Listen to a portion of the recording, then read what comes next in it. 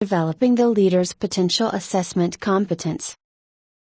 We assume that the capability to assess potential will become a central competence for successive organizations. In many cases, however, it is no longer sufficient to employ external assessors and read their reports. Decision-makers themselves need a stronger capability to assess potential in their everyday professional lives, which is not limited to assessment procedures.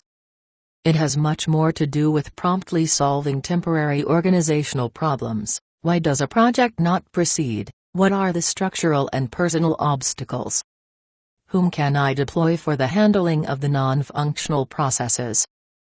Whom can I involve in a strategy development project? Who has a special talent in bringing wayward projects back on track? Organizations and businesses must increasingly be in a position to get current problems under control, not through restructuring involving lengthy planning, but through concrete, prompt steering. These challenges require an accompanying qualification of today's leaders. Setting up an organizational development-oriented system of potential assessment includes the leader's diagnostic competence as well as appropriate structures for the assessment and decision-making process. Because such a process of qualification always begins with self-use, the decision-maker can profit doubly. On the one hand, his own diagnostic skills are increased, on the other hand, the long-term development of his own competences can be fostered. Example, illustrating the development of leaders' potential assessment competence. A department head is looking for a new product manager. Several potential assessments had been carried out in the past for this client, for internal product managers as well as for new employees. Despite clear recommendations, he always chose people who had specific weaknesses in creating a good customer relationship.